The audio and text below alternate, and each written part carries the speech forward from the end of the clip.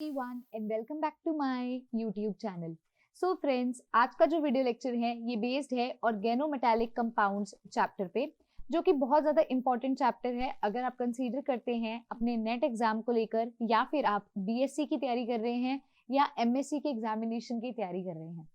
आज का video lecture जो है बहुत इंपॉर्टेंट रोल प्ले करता है, क्योंकि ये हमारे बेसिक को क्लियर करेगा और जो कि हमारे आगे जाने वाले टॉपिक्स में बहुत काम आने वाला है।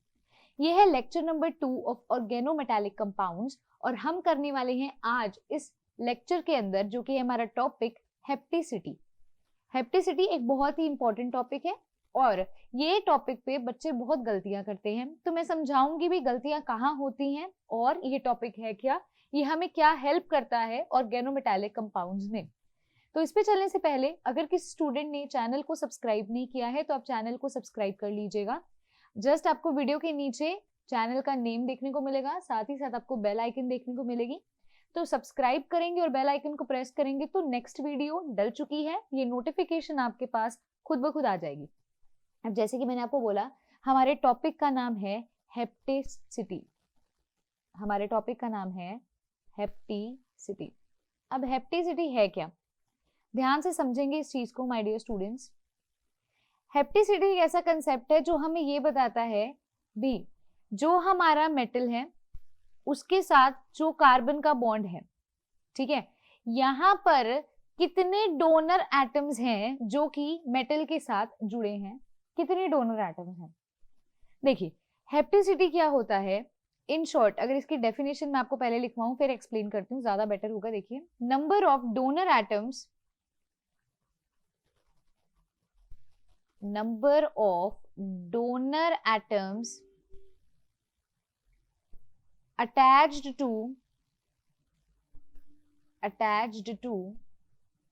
metal atom, attached to metal atom। अब समझिए मैंने यहाँ क्या लिखा है, पहले आप इस चीज को समझेंगे और फिर मैं आपको एग्जांपल्स के थ्रू इसे अच्छे से एक्सप्लेन करती जाऊंगी। देखिए मैंने बोला हेप्टिसिटी क्या होता है भी कितने डोनर एटम्स आपके मेटल एटम के साथ अटैच्ड हैं, ठीक है। ध्यान से समझेंगे इस चीज को। मेटल एटम के साथ अटैच्ड होने का क्या मतलब है, हम पढ़ रहे हैं ऑर्गेनोमेटालिक कंपाउंड। कौन से कंपाउंड, ऑर्गेनोमेटालिक कंपाउंड। और ऑर्गेनोमेटालिक कंपाउंड कौन से कंपाउंड होते हैं,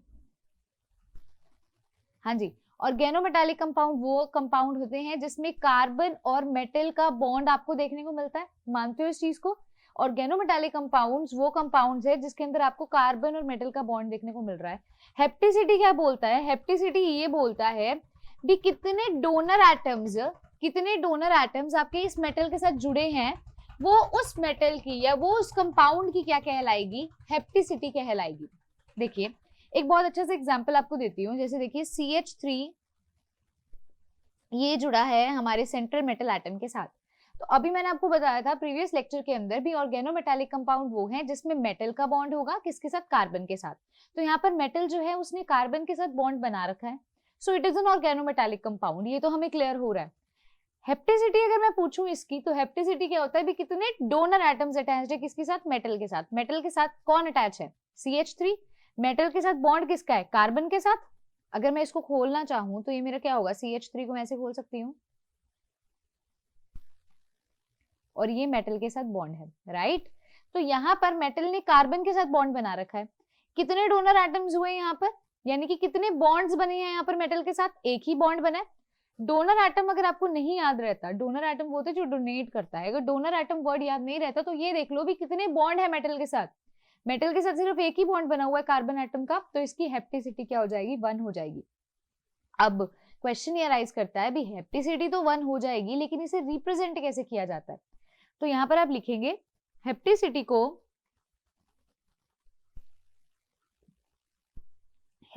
को हम रिप्रेजेंट करते हैं ईटा से, ऐसे एन को बड़ा लेके जाएंगे नीचे, जिसे हम क्या बोलते हैं, इसे हम बोलते हैं ईटा।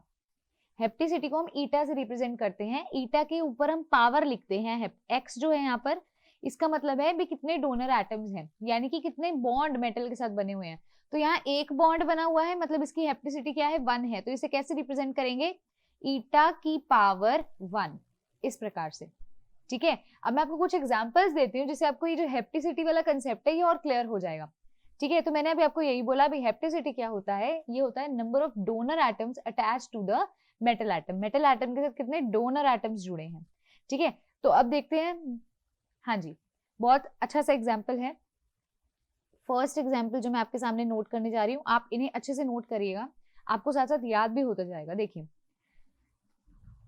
मेटल के साथ जो है NH3 जो कि एक न्यूट्रल लीगेंड होता है, इसने क्या किया है, अपने लोन पेयर ऑफ इलेक्ट्रॉन्स इसको डोनेट करे हैं।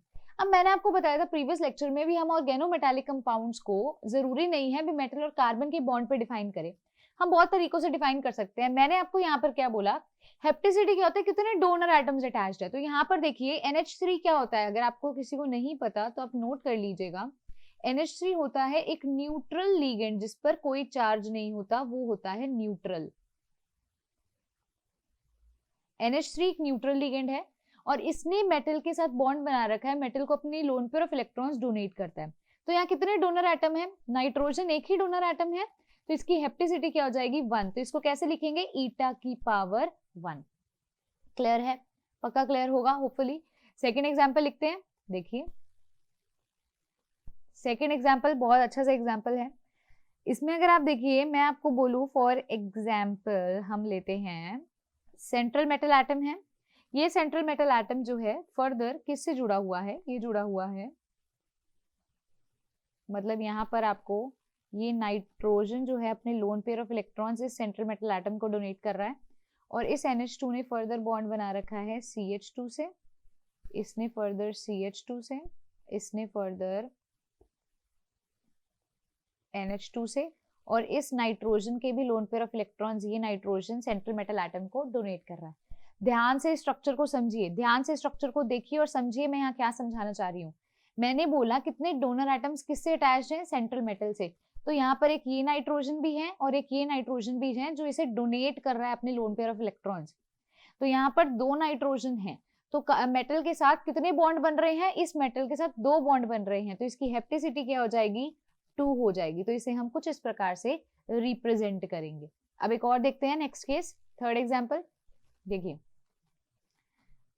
थर्ड एग्जाम्पल जो है ये भी बहुत ही अच्छा सा एग्जाम्पल है। अब तो ये आप बता सकते हैं, बहुत इजीली बता सकते हैं। इसे देखिए CH3, इसे मैं थोड़ा CH3 को इस वे से लिखती हूँ, बिकार्बन, और उसका बॉन्ड आपको समझ आएगा। देखिए दोबारा लिखनी हूँ इसे मैं CH3, क्योंकि कार्बन का बॉन्ड में शो कर रही हूँ इसलिए मैंने कार्बन को अंदर की तरफ लिखा है CH3, और इसने बॉन्ड बना रखा है MgX के साथ। अब प्रीवियस लेक्चर में मैंने आपको एक चीज बताई थी, ग्रिग्नार्ड रिएजेंट, वो क्या था RMgX, ये वही है, ये क्या है, ये वही है। R की जगह पर कौन सा ग्रुप लगा दिया मैंने, मिथाइल ग्रुप लगा दिया, यानी कि CH3 ग्रुप लगा दिया। तो यहाँ पर अब मैं आपसे पूछती हूँ भी इसकी हेप्टिसिटी क्या होगी, यहाँ पर मेटल की हेप्टिसिटी क्या होगी। पहला क्वेश्चन राइज करता है मैम मेटल कौन है। तो देखिए मैंने आपको बोला था मेटल और कार्बन का बॉन्ड ऑर्गेनोमेटालिक होता है। आप कहोगे पहले दोनों एग्जाम्पल में मेटल के साथ नाइट्रोजन ने बॉन्ड बना रखा है, तो वो ऑर्गेनोमेटालिक कैसे होगा। देखिए डियर स्टूडेंट्स, हेप्टिसिटी क्या है, कितने डोनर एटम्स हैं, कितने डोनर एटम्स है। साथ ही साथ मैंने आपको ये भी कहा था भी आपने क्या चीज पहचाननी है, यहाँ पर आपने क्या चीज पहचाननी है भी, ऑर्गेनोमेटालिक को हम बहुत सारे तरीकों से डिफाइन कर सकते हैं। तो वो टेंशन मत लीजिए, आपको क्वेश्चन दिया, आपसे हेप्टिसिटी पूछे, आप उस पर फोकस कीजिए। यहाँ पर मेटल हमें पता है भी Mg मेटल है, Mg ने, ये मेटल ने कार्बन के साथ बॉन्ड बना रखा है, एक ही कार्बन के साथ बॉन्ड बनाया हुआ है, और इधर इस मेटल ने हेलोजन, X का मतलब है कोई भी हेलोजन एटम, यानी कि फ्लोरीन, क्लोरीन, ब्रोमीन, आयोडीन के साथ बना रखा है। तो यहाँ पर लीगेंड कौन है, पहला क्वेश्चन ही राइज करता है। आप कहोगे यहाँ तो 2 बॉन्ड बन रहे हैं मेटल के साथ, नहीं, हमें यहाँ बॉन्ड नहीं, हमें देखना है कितने डोनर एटम्स है। डेफिनेशन क्या है, हेप्टिसिटी होता है number of donor atoms present. तो यहाँ पर CH3 जो है वो डोनेट करता है, ना कि हेलोजन, ना कि हेलोजन। ठीक है, यहाँ पर लीगेंड हमारा CH3 है, तो एक ही बॉन्ड बन रहा है डोनर एटम के साथ, तो इसकी हेप्टिसिटी क्या हो जाएगी 1 हो जाएगी, क्योंकि यहाँ लीगेंड एक ही है। X तो हेलोजन हो गया, लेकिन लीगेंड क्या है, एक ही है, तो हेप्टिसिटी क्या हो जाएगी 1 हो जाएगी। अब एक और बहुत अच्छा सा एग्जाम्पल लेते हैं। देखिए फोर्थ एग्जाम्पल, देखिए इसका ध्यान से, ये एग्जाम्पल होपफुली आप सब बता देंगे, बहुत अच्छा सा एग्जाम्पल है। ये सेंट्रल मेटल एटम है, इसके साथ यहाँ पर NH2 अपने लोन पेयर ऑफ इलेक्ट्रॉन्स जो है, इसके थोड़े लोन पेयर ऑफ इलेक्ट्रॉन्स में हाईलाइट कर देती हूँ, ये डोनेट कर रहा है। इस NH2 ने बॉन्ड बना रखा है फर्दर CH2 के साथ, और इसने बना रखा है फर्दर CH2 के साथ। यहाँ पर इस CH2 ने NH के साथ बॉन्ड बना रखा है, और यहाँ इस N के भी लोन पेयर ऑफ इलेक्ट्रॉन्स ये अपने इस सेंट्रल मेटल एटम को डोनेट कर रहा है। फर्दर ये जो है CH2 बॉन्ड बनाए हुए हैं, CH2 बॉन्ड बनाए हुए हैं, और यहाँ पर जुड़ा हुआ है NH2, और इसके भी लोन पेयर ऑफ इलेक्ट्रॉन्स जो है वो सेंट्रल मेटल एटम को डोनेट कर रहा है। क्वेश्चन ये राइज करता है अभी इसकी हेप्टिसिटी क्या होगी। देखिए क्या होगी इसकी हेप्टिसिटी, सिंपल ही है, ये सेंट्रल मेटल एटम है, यहाँ कितने डोनर एटम्स है, डोनर एटम्स है कौन, डोनेट, जब ऐसे एरो लगी हुई है, ये एरो है, अभी कौन किसको डोनेट कर रहा है, एरो का मतलब है जिसको डोनेट कर रहा है, तो यहाँ सेंट्रल मेटल एटम को कौन डोनेट कर रहा है, NH2, ये वाला NH भी डोनेट कर रहा है और ये वाला NH2 भी, तो यहाँ टोटली 3 डोनेशन एटम्स है, 3 डोनेटेड एटम्स हैं, तो इसकी हेप्टिसिटी क्या हो जाएगी, 3 हो जाएगी, इस प्रकार से ईटा की पावर 3 हो जाएगी। ठीक है, तो इसकी अगर मैं जनरल रिप्रेजेंटेशन आपसे पूछूं, जनरल रिप्रेजेंटेशन क्या होगी, ईटा की पावर x, x का मतलब क्या है भी कितने डोनर एटम्स प्रेजेंट है, तो ये इसकी हेप्टिसिटी को डिफाइन करता है। अब बहुत और ज्यादा एग्जांपल्स लेके आती हूँ, चलते हैं 5th एग्जांपल की तरफ, फटाफट से वीडियो को पॉज करके पहले से नोट करेंगे। अब देखिए 5th एग्जांपल बहुत ही अच्छा है और बहुत ही इंटरेस्टिंग है, जिसमें बच्चे बहुत गलतियां भी कर देते हैं, तो आपने यहाँ गलती नहीं करनी है, सिखाती हूँ क्या है। देखिए अब अगर आपको डबल बॉन्ड देखने को मिलता है, अब हम करने लगे हमारा 5th एग्जाम्पल, देखिए ओके, सो 5th एग्जाम्पल देखिए क्या है। 5th एग्जाम्पल में अगर मैं आपको बोलूं भी आपके पास है ऐसे, और ये ऐसे डोनेट कर रहा है, ठीक है। अब आप समझिए मैंने जो स्ट्रक्चर बनाया है, मैंने आपको एक चीज समझाती हूँ, ऑर्गेनिक केमिस्ट्री जब आप पढ़ोगे ना, तो ऑर्गेनिक केमिस्ट्री में क्या होता है, आपको ना ऐसे स्ट्रक्चर्स कुछ देखने को मिलेंगे लाइक दिस, ये क्या होता है, और एक तरफ आपको कुछ ऐसा देखने को मिलेगा,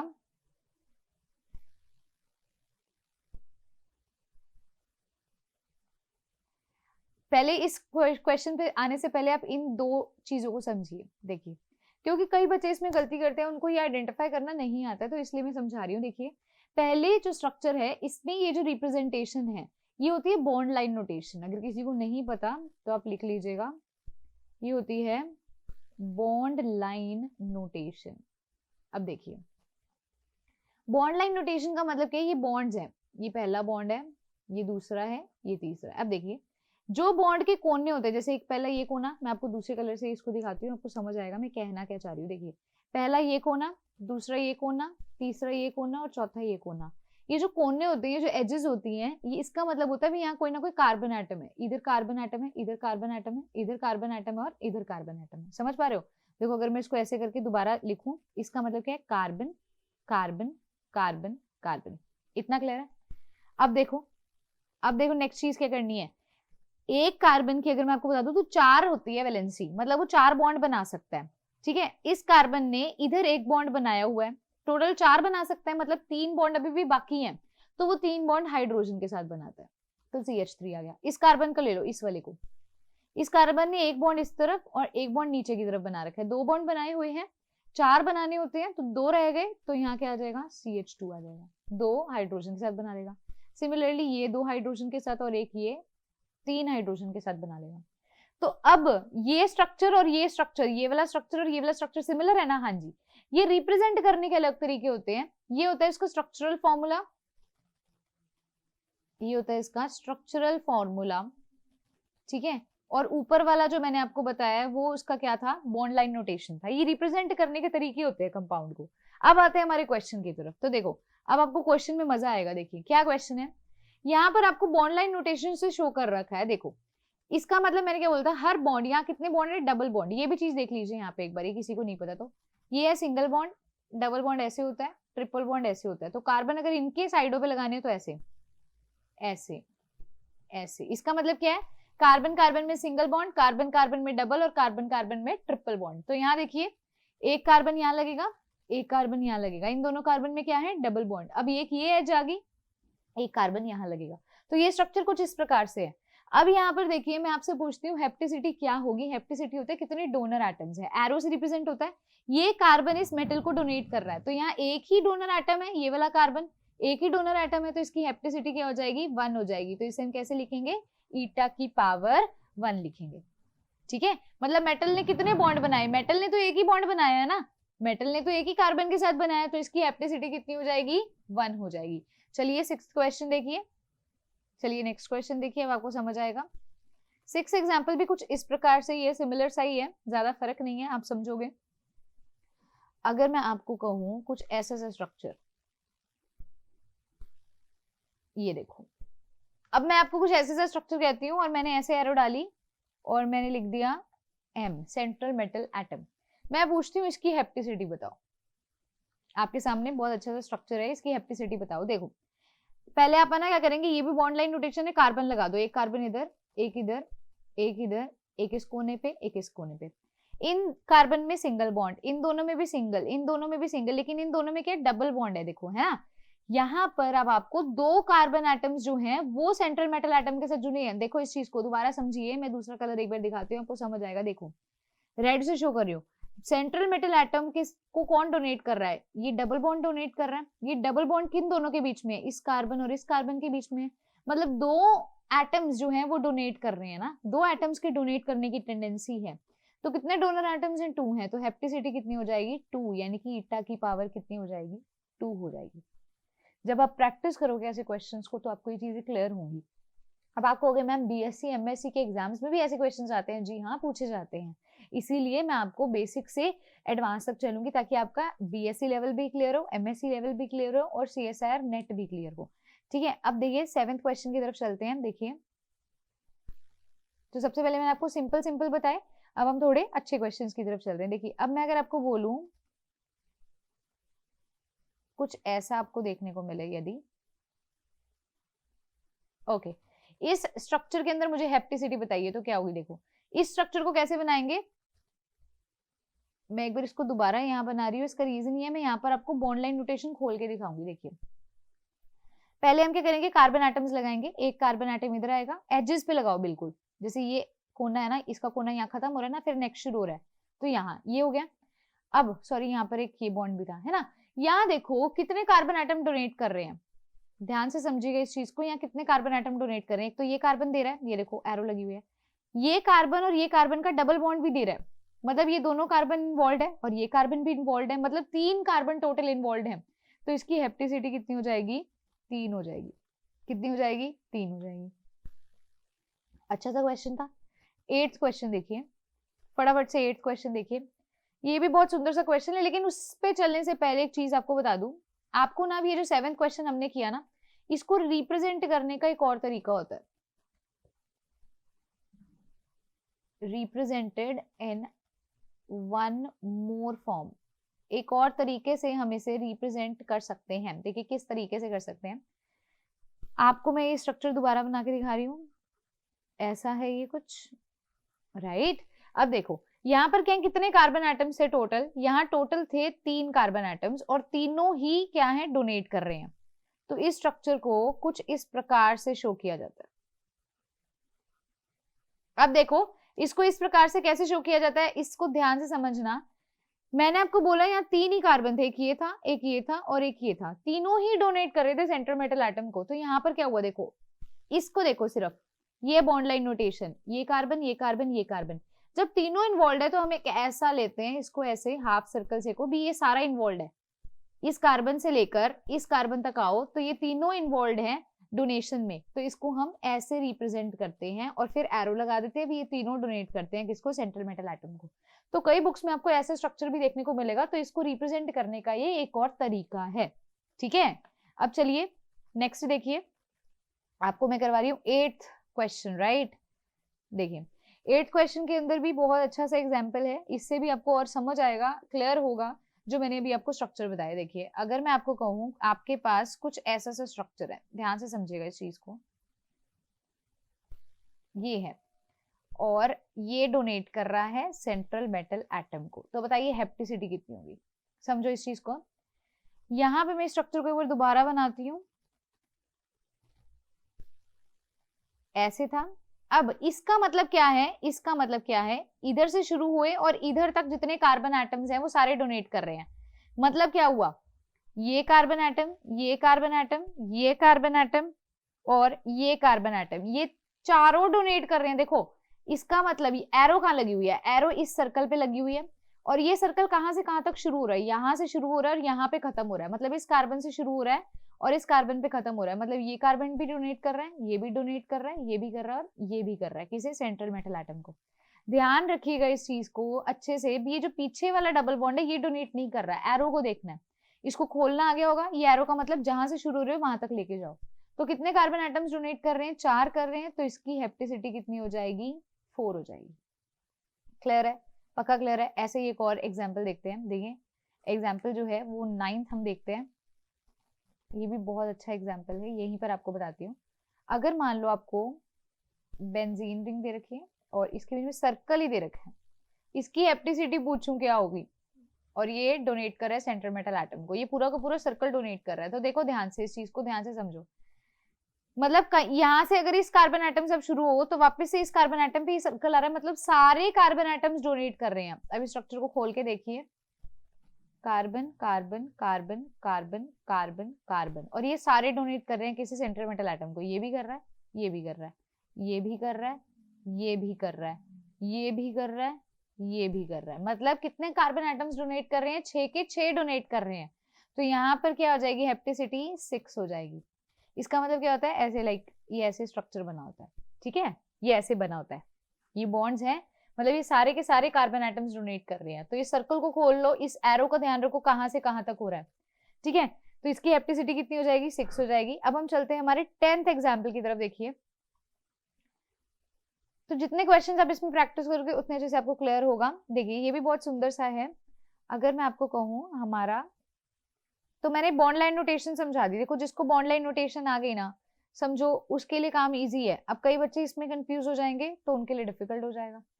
यहाँ पर बताइए कितनी हेप्टिसिटी होगी, तो ध्यान से देखिएगा।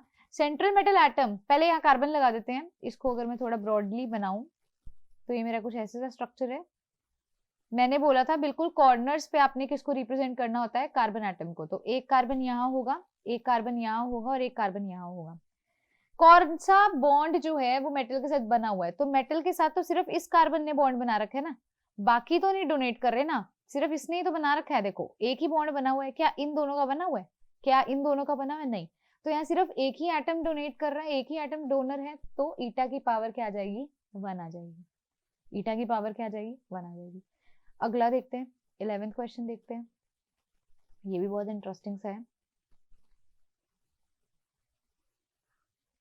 ओके अगर मैं आपको कहूँ भी, आपको ऐसे ये 5 मेंबर रिंग है और इसके बीच में ये सर्कल देखने को मिल रहा है और ये सारा का सारा डोनेट कर रहा है सेंट्रल मेटल एटम को, तो क्या हेप्टिसिटी है, क्या हेप्टिसिटी है, फटाफट से बताइए। देखिए मतलब सारे कार्बन एटम डोनेट करने कितने कार्बन है, 1 2 3 4 5, मतलब 5 कार्बन एटम है जो डोनेट कर रहे हैं, तो इसकी हेप्टिसिटी कितनी हो जाएगी, 5 हो जाएगी।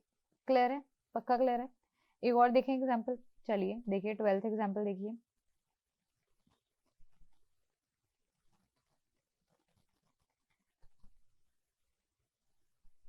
अगर मैं आपको कहूँ भी, यहाँ हमारा बना हुआ है बेंजीन रिंग है और इस बेंजीन रिंग में ऐसे बॉन्ड्स आपको दिखा रखे हैं और मैंने बोला सिर्फ यही वाला बॉन्ड इन्वॉल्व है। तो आप ध्यान दीजिएगा, अगर ऐसा देखने को मिलता है, सर्कल का मतलब क्या था, सारे कार्बन एटम्स, यहाँ पर सिर्फ यही वाला बॉन्ड है और ये वाला बॉन्ड किनके बीच में है, इस और इस कार्बन में, यानी कि 2 कार्बन एटम डोनेट कर रहे हैं, तो इसकी हेप्टिसिटी कितनी हो जाएगी, 2 हो जाएगी। ठीक है, अब देखिए नेक्स्ट क्वेश्चन, टोटल 15 क्वेश्चंस कर लेते हैं, फिर हम चलेंगे हमारे नेक्स्ट टॉपिक की तरफ जो कि है classification based on the carbon atoms.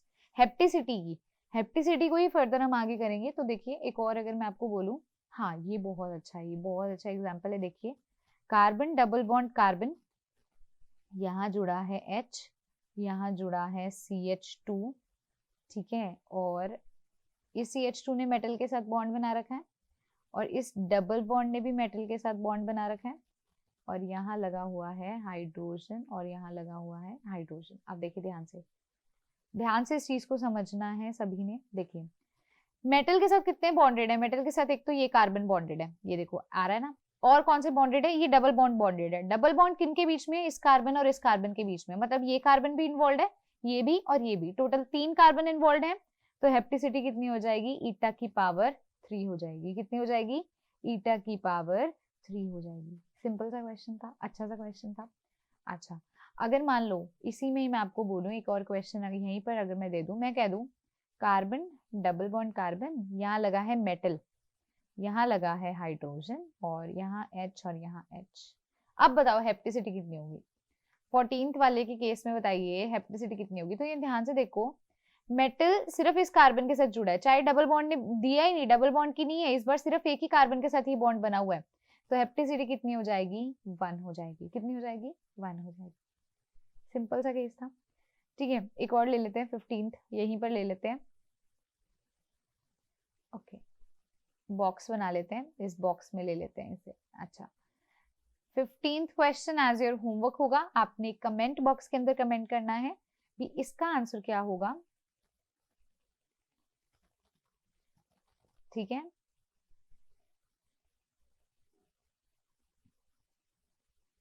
Okay.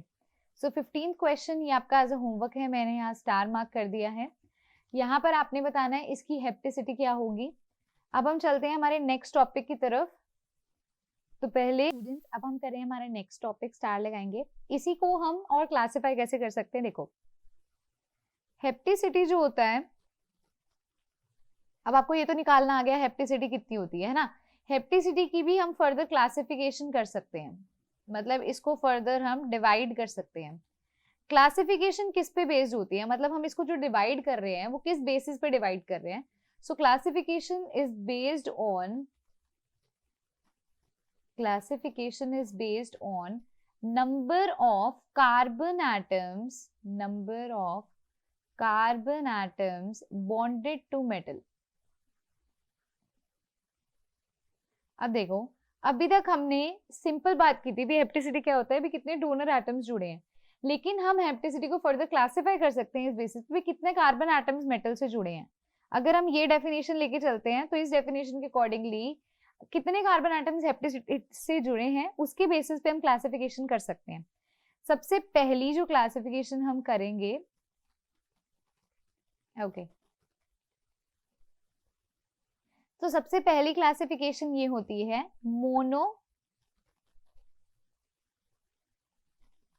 मोनोहेप्टोलिगेंड्स।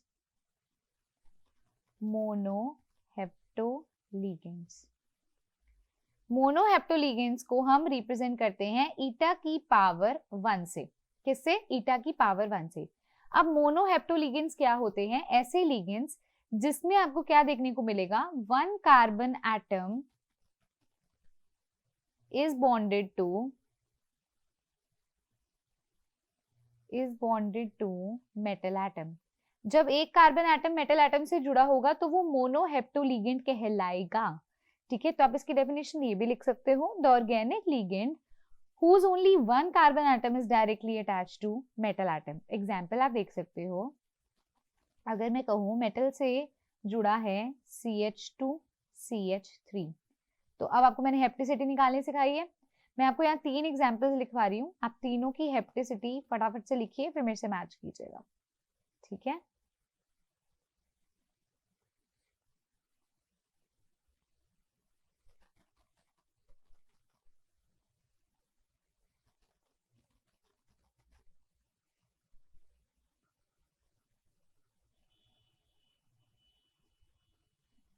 Okay. सो आपके सामने मैंने 3 एग्जाम्पल्स लिखे हैं, आप फटाफट से एग्जाम्पल्स देख लीजिए। आपके सामने मैंने क्या किया है, 3 एग्जाम्पल्स लिए हैं। देखिए यहाँ पर मैंने क्या किया है, ओके, पहले एग्जाम्पल में मेटल के साथ कितने कार्बन एटम जुड़ा है, 1 जुड़ा है। आपने ये नहीं देखना मेटल के साथ कितना जुड़ा है, कहीं आपको यहाँ तो 2 कार्बन एटम है, नहीं, 1 कार्बन एटम जब मेटल के साथ बॉन्डेड होगा तो यहाँ 1 कार्बन एटम मेटल के साथ, तो यही कार्बन बॉन्डेड है, ये वाला बॉन्डेड नहीं है, तो इसकी हेप्टिसिटी क्या हो जाएगी, 1 हो जाएगी। तो इसे ऐसे लिखेंगे, यहाँ मेटल के साथ कितने कार्बन एटम है, 1 है, तो इसकी हेप्टिसिटी क्या हो जाएगी, 1 हो जाएगी। इस मेटल के साथ सिर्फ ये कार्बन जुड़ा है, ये कार्बन फर्दर कार्बन के साथ जुड़े हैं, मेटल के साथ नहीं जुड़े हुए, ये सिर्फ जुड़ा हुआ है, ये दोनों जुड़े हुए हैं, तो यहाँ पर इसकी हेप्टिसिटी क्या हो जाएगी, 1 हो जाएगी। सिमिलरली यहाँ पर भी मेटल जो है वो कार्बन के साथ जुड़ा हुआ है, तो एक ही कार्बन के साथ जुड़ा हुआ है, तो हेप्टिसिटी 1 हो जाएगी। और इसे हम क्या बोलते हैं, इसे हम बोलते हैं मोनोहेप्टोलिगेंड्स। मोनो मतलब सिंगल, जब एक कार्बन एटम जुड़ा होगा मेटल से। अब देखिए सेकंड टाइप आती है डाइहेप्टोलिगेंड्स। डाइहेप्टोलिगेंड्स क्या होते हैं, इसको हम रिप्रेजेंट करते हैं ईटा की पावर 2 से। जब 2 कार्बन एटम्स जुड़े होते हैं किससे, मेटल से, तो वो क्या होगा, डाइहेप्टो होगा। ठीक है, एक इसका एग्जाम्पल लेते हैं, फिर आपको समझ आएगा मैं कैसे कह रही हूं। अगर मैं कहूं भी CH2 डबल बॉन्ड CH2, ये ऐसे जुड़ा है, मतलब ये डबल बॉन्ड डोनेट कर रहा है, तो यहाँ 2 कार्बन एटम्स इन्वॉल्व हैं। यहाँ मैं आपको कहूं भी ऐसा स्ट्रक्चर है और ये सेंट्रल मेटल एटम को डोनेट कर रहा है, तो यहाँ पर भी 2 कार्बन एटम्स डोनेट कर रहे हैं। तो जब 2 कार्बन एटम्स डोनेट करते हैं तो वो क्या कहलाता है, डाइहेप्टोलिगेंड कहलाता है। अभी आपने पढ़ा होगा ज़ेसी सॉल्ट, जो मैंने आपको फर्स्ट लेक्चर के अंदर बताया था। ज़ेसी सॉल्ट का जब आप स्ट्रक्चर देखोगे माय डियर स्टूडेंट्स, तो इसका स्ट्रक्चर क्या होता है, प्लैटिनम इधर लगा हुआ है, CH2 और यहाँ लगा है Cl, कुछ इस प्रकार का स्ट्रक्चर होता है ज़ेसी सॉल्ट का। तो यहाँ पर अब देखिए ज़ेसी सॉल्ट वाले स्ट्रक्चर में ही देखिए, ये डबल बॉन्ड जो है ये इसे डोनेट कर रहा है, तो यहाँ पर ये 2 कार्बन एटम्स जो हैं ये डोनेट कर रहे हैं। तो जब 2 कार्बन एटम्स मेटल के साथ बॉन्डेड होते हैं वो क्या होते हैं, डाइहेप्टोलिगेंड। तो इसकी हेप्टिसिटी क्या हो जाएगी, 2 हो जाएगी। ये किसके अंदर आएगा, ये किसके अंदर आ जाएगा, ये आ जाएगा हेप्टिसिटी 2 के अंदर। यहाँ पर इथाइलिन ये है ना जो CH2 ये क्या है, डाइहेप्टोलिगेंड है, ये क्या है, डाइहेप्टोलिगेंड आएगा। ठीक है, उसके बाद आता है भी अगर आपके पास 3 कार्बन एटम्स जो है आपके लिगेंड के साथ जुड़े हैं तो वो क्या कहलाएगा, ट्राइहेप्टो। ट्राई का मतलब 3, जिसे हम n की पावर 3 ईटा की पावर 3 से रिप्रेजेंट करते हैं। ऐसे ही क्या आ जाता है, 4 अगर आपके लिगेंड जुड़े हैं तो उसे क्या बोलते हैं, टेट्राहेप्टो। क्या बोलते हैं, टेट्राहेप्टो, यानी कि ईटा की पावर 4। ऐसे ही अगर 5 हो जाए तो क्या हो जाएगा, पेंटाहेप्टो। क्या हो जाएगा, पेंटाहेप्टो, यानी कि ईटा की पावर 5 हो जाएगा। ऐसे ही अगर आपका 6 हो जाए तो हेक्सा, 7 हो जाए तो हेप्टा और 8 हो जाए तो ऑक्टा हो जाएगा। ठीक है, सो इस प्रकार से हमारा जो आज का टॉपिक है हेप्टिसिटी वो यहीं पर फिनिश होता है। हेप्टिसिटी होपफुली आपको क्लियर आगे होगी भी कैसे करते हैं, कैसे निकालते हैं हेप्टिसिटी, और इसे ईटा की पावर से रिप्रेजेंट किया जाता है। अगर आज का वीडियो लेक्चर आपको मजा आया, इंटरेस्टिंग लगा, क्वेश्चंस अच्छे से बन भी गए, सो लाइक जरूर कीजिएगा। कमेंट सेक्शन के अंदर क्वेश्चन नंबर जो 15 आपको एज अ होमवर्क दिया है वो कमेंट कीजिएगा। नेक्स्ट वीडियो के अंदर मिलेंगे हम नेक्स्ट टॉपिक के साथ। सो अगर आज का वीडियो लेक्चर अच्छा लगा है तो शेयर जरूर करना है, कमेंट करना है अपना आंसर और अपने व्यूज बताने हैं। हेप्टिसिटी क्लियर हो गया है तो होपफुली आपको जो नेक्स्ट लेक्चर है वो बहुत अच्छे से समझ भी आने लग जाएंगे। Thanks a lot dear students, have a good day.